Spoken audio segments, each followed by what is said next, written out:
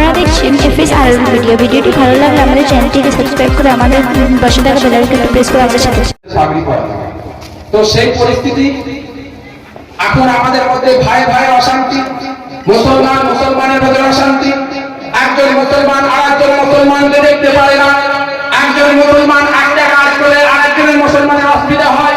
আজকে ভারতবর্ষ সারা বিশ্বে মুসলমান আজকে পূর্ব থেকে রসুলের জামানা থেকে এখনো পর্যন্ত এই একই ইতিহাস চলে যাচ্ছে। 10 বছর হলো আল্লাহ পাক আমার মাদ্রাসা থেকে 15 বছরে 2 জন, 15 বছরে 4 জন, 15 বছরে 7 জন, 6 জন এইভাবে চলে।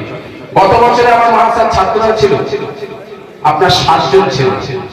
তো আব্বাজান তার ইচ্ছা দাদাজানের আগে থেকে আব্বাজানের ইচ্ছাই ছিল যে এই মাদ্রাসা বা এই দরবারের মাদ্রাসা যেহেতু হযরত হুসাইন বুখারী রাহমাতুল্লাহ আলাইহি ওনার নামে মাদ্রাসা, তো এই মাদ্রাসায় ছাত্রদের পাগড়ি পরানো হবে 11ই ফাল্গুন। 11ই ফাল্গুন সরকার আমি বহু ছোটবেলা থেকে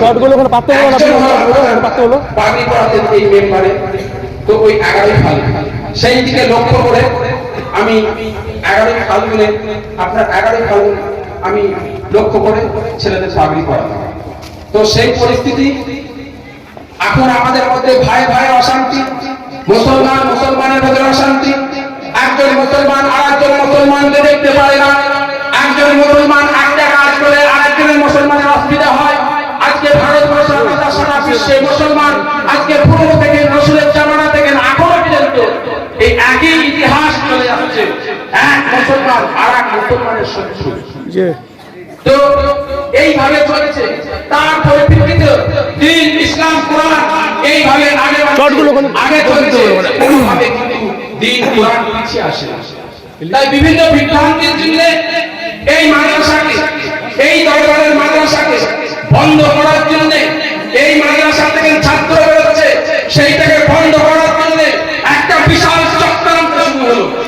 এই চক্রান্তের মধ্যে আল্লাহ পাক আমার দাদাজানের দোয়া, আমার আব্বাজানের দোয়া এবং আমার নানাজানের দোয়া, সেই দোয়ার বরকতে আল্লাহ পাক আমি আস্তে আস্তে চালিয়ে যাচ্ছি।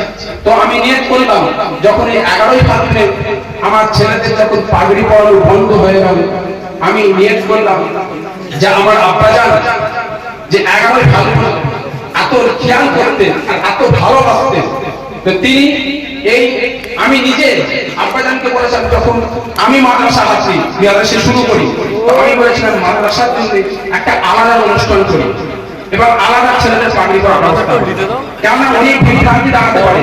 আজকে আল্লাহ আপনাদের হায়াতে রেখেছে, আজকে আপনি এই দরবারের মুরব্বী, এই দরবারের মুরব্বী আপনার কাছে কেউ কথা বলতে পারে না বা আপনাকে সম্মান করে, তো সমস্যা হতে পারে।